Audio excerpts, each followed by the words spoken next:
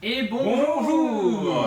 Bienvenue pour cette actu ludique sous l'eau, Et oui, sous l'eau, en Et effet, on est parti pour faire un peu de natation aujourd'hui, c'est ça? synchronisée. Exactement. Il va falloir Exactement. être synchro. S'organiser. Et oui, et pourquoi on fait tout ça? Et bien parce qu'il y a la sortie de Sink or Swim. Yes. Pour ceux qui ne l'ont pas encore vu passer, parce que le jeu a pas mal fait parler de lui ces derniers temps, il est là. Donc c'est un jeu, le thème natation synchronisée, hein, d'où le déguisement, bien sûr, on n'a pas fait ça pour le plaisir. L'idée c'est qu'on va être en coopération, on va devoir réussir à synchroniser nos mouvements sans avec une communication, mais on aura un timing qui va vraiment nous restreindre. L'idée c'est qu'on va avoir 5 mouvements à faire, donc à la première manche on va devoir faire un mouvement tous le même. Donc ça c'est les petites lignes up de nage, chaque joueur va avoir son petit plateau ici. Bam. Ici il faut que tout le monde ait mis une couleur différente de nos voisins. En main qu'est-ce qu'on a? On a des cartes avec des couleurs et des valeurs. Tout simplement, on a un certain nombre de cartes en main limitées en fonction de la manche. Vous aurez une appli qui vous indiquera toutes les mises en place, tous les trucs. Et au départ de l'appli, on n'a que 20 secondes. Il faut que chacun mette une carte face cachée et qu'on soit bien sûr qu'elle soit différente de nos voisins. Donc il va falloir communiquer. Est-ce que Pierre, tu as du bleu? Non, t'as pas de bleu. Ok, moi je mets du bleu. Romain, tu peux mettre autre chose que du bleu? Non, il peut pas. Ah, ok, comment on fait? S'il a du bleu, faut qu'il jette des cartes pour aller en piocher d'autres dans la pioche. Ou alors, on peut lui échanger éventuellement des cartes, etc. Bam, le chrono s'arrête, on vérifie. Est-ce que tout le monde a répondu à la demande? C'est good, c'est validé. On passe à la numéro 2. Hop, numéro 2. On révèle une deuxième condition. Et maintenant, il faut respecter la condition pour la ligne numéro 1, puis pour la ligne numéro 2. Et puis après, on va faire ça pour les 3, 4 et 5. Ça va être de plus en plus dur et vous allez avoir vraiment pas mal de cartes comme ça, de cartes conditions et de petits scénarios à faire dans l'application. Donc vous avez vraiment une appli qui vous prend en mode. Au début, ça va de plus en plus facile, enfin, ça commence facilement, pardon, et ça va de plus en plus corsé. De base, c'est 20 secondes. Hein. De base, c'est 20 Ouais, secondes. secondes. Après, c'est vraiment le jeu friendly, on passe un bon Oui, moment. le but Vous c'est n'y pas arrivez de. pas en 20 secondes, Osef, On pour vous commencer avec 10 secondes de Voilà, plus. ça vous rajoute du Vous temps, avez etc. toujours pas le temps, c'est pas grave, on s'en fout, Et on puis met des 10 fois- secondes. Le but c'est vraiment de s'amuser, Ah ouais, de jouer et c'est- tranquillou, moi j'ai fait pas mal de de faire le parties. mieux possible. Mais, Très, très marrant. On avait testé à Cannes, on Pour s'était le bien coup, marré, hein. c'était assez Et surprenant. vous pouvez aller vraiment au fond du truc, faire les mouvements et tout. Voilà, Nous, si on vous l'avait voulez. pas fait, Ouais, mais, bon, moi je suis un peu terre à terre, hein, même si j'ai le déguisement. Mais voilà, ça marche mais très ouais, bien. C'est vraiment cool. Ouais. Bon, on va passer sur un autre jeu d'ambiance alors. À la louche. J'ai des lunettes. Parce qu'il n'y a pas encore. Là, je vois plus rien d'ailleurs. Ouais, moi j'avoue que là, c'est Du pareil. coup, à la louche, jeu d'ambiance à partir de 2 joueurs ou plus. Après, bon, c'est un jeu de culture générale, donc je vous conseille d'être quand même un peu plus de 2, hein, même si on a 2. Le principe, c'est qu'on va révéler une question. C'est que des questions à laquelles on peut répondre par une valeur. Du coup, là, en France, combien de chiens peut-on garder chez soi? Théoriquement, c'est que des questions que vous ne connaissez pas. Ça va être le but du jeu, parce que chaque joueur va avoir ce plateau-là. Hop, juste là.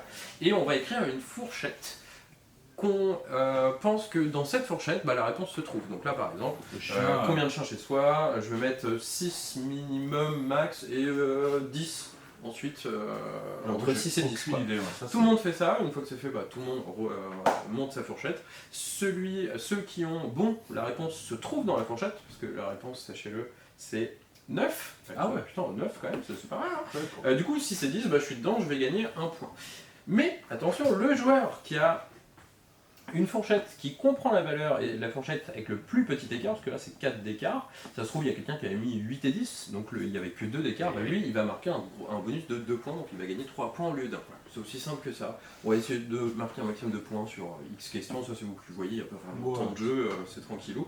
À savoir que si vous voulez un peu plus de funky, vous avez sur votre petit plateau 3 petits effets où vous allez pouvoir dire je pense que lui est plus calé que moi sur cette réponse, je vais copier sa réponse. Ou alors le pire c'est ça. Tiens, moi j'ai mis on va inverser nos plaquettes, donc j'ai mis une fourchette de merde, je te la donne et moi je prends la tienne où tu t'es bien calé aussi. Voilà, c'est vraiment très fun, très simple pour tout le monde, hein, vraiment. Vous pouvez jouer à partir de vraiment sympa. 8-10 ans et jusqu'à. Genre de jeu d'ambiance qui marche avec tout le monde. Ouais, c'est ça, tout le public. Nous on se bien marré aussi à Cannes avec ça, donc on vous recommande ça fortement. Allez, moi je vais vous présenter le petit Robotrick ici.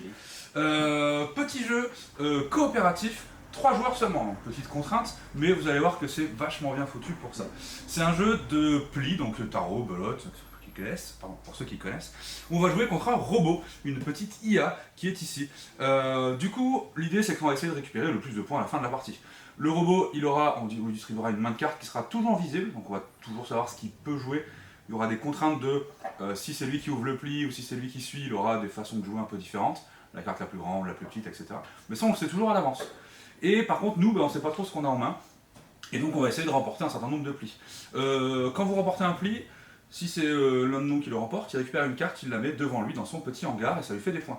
Attention, chacun des joueurs n'a que 3 places dans son hangar. Toutes les cartes supplémentaires qu'on va récupérer, on va les mettre dans l'espèce de décharge. Quand on perd un pli, on récupère aussi des cartes dans la décharge.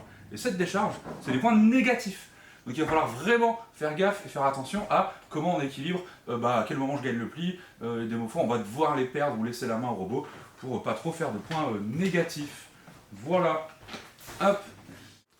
Et du coup, hop, j'enchaîne sur le petit Color Carpet ici. Petit jeu solo, ou à plusieurs, parce que c'est un jeu de casse-tête. Pour ceux qui connaissent, ça fait un peu penser à la gamme des Smart Games, tout simplement. Vous allez avoir une série de petits challenges à réaliser. Ici, vous allez avoir une série de pièces un peu à la Tetris, qui représentent des petits tapis de couleurs qu'on a. Et on va avoir du coup plein de niveaux. À chaque niveau, on a une mise en place à réussir à respecter, sachant qu'on va avoir une contrainte aussi. Le premier niveau, si je dis pas de bêtises, c'est qu'on peut superposer les tapis une fois, mais jamais 2 fois. Et donc en fonction des formes des pièces, il faut s'organiser correctement pour répondre à la demande. Des fois, on va avoir des contraintes qui nous disent vous devez faire ça avec exactement 4 pièces, à vous de trouver lesquelles correspondent, lesquelles ne sont pas utilisées. Et donc voilà, une série de petits casse-têtes logiques comme ça à faire. Vraiment très sympa pour le coup. Un nouveau qui n'est pas un smart game, donc ça fait aussi un peu de nouveauté, ça fait plaisir. Il y a surtout le côté matos. Le matos c'est assez sympa. Les tapis c'est vraiment au toucher. Un truc un peu en feutrine quoi. C'est vraiment très sympa. Comme tu l'as dit, il y a plein de contraintes. Et les contraintes changent à chaque fois. On n'a pas l'habitude et qui changent, du coup il y a un vrai renouvellement sur les casse-têtes, c'est vraiment cool. Pas mal. Donc allez-y si vous aimez les jeux un peu solo. Yes. On va passer sur les bouquins, il y en a quelques-uns. Je sais pas On va commencer par celui-là, nouvelle BD dont vous êtes le héros. Si vous ne connaissez pas le principe, c'est que vous avez un petit bouquin comme ça, hop, avec une vraie BD. Et c'est un jeu solo, c'est des jeux solo, il y a toute une gamme. Ça c'est le dernier sorti. Le principe c'est que vous allez vivre une aventure, au fur et à mesure vous allez lire, vous allez avoir des petites questions, des énigmes, des petits casse-têtes, ça va vous envoyer à telle page, retourner à telle page, etc. Et il faut essayer d'arriver au bout comme ça. Donc ça c'est tout le dernier, Sherlock Holmes avec un nom, super nom, Mystère à Sorrel Manor, mon accent pourri, bonjour. Du coup voilà, c'est dispo, n'hésitez pas, c'est là. Avec les autres d'ailleurs. Ouais, avec le reste de la gamme qui était déjà dispo. Et ensuite les JDR. Cowboy Bebop, arrivé en retard parce que c'est sorti la semaine dernière. Mais notre livraison a périclité, un truc comme ça. Du coup, Cowboy Bebop, vous avez le livre de base, si je dis pas de bêtises. Vous avez l'écran, qui sont quand même classe en vrai. Ouais, ils sont plutôt sympas. L'univers est cool et la DA est trop bien. Et vous avez même un petit kit de démarrage qui est vraiment cool, pas cher en plus. C'est 10 balles, c'est ça. Et du coup, avec ça, vous pouvez direct commencer à jouer pour découvrir le système de jeu, l'univers si vous ne connaissez pas trop et vous avez juste entendu parler. Et du coup, c'est vraiment plutôt chouette. Si vous voulez pas direct aller dans le bouquin, l'écran et tout, vous pouvez juste prendre le petit kit de démarrage et ça fonctionnera très bien. Voilà, on est tout bon. On a fait le tour normalement. Retour au stock de pommes choses. De Ark Nova et ces 2 extensions, le plateau et l'extension Monde Marin. Et plein d'autres trucs, mais je crois qu'on l'avait déjà dit en story, donc si vous nous suivez, vous êtes au courant. Voilou. Des bisous, à une prochaine fois. À la semaine prochaine. Bon week-end ludique.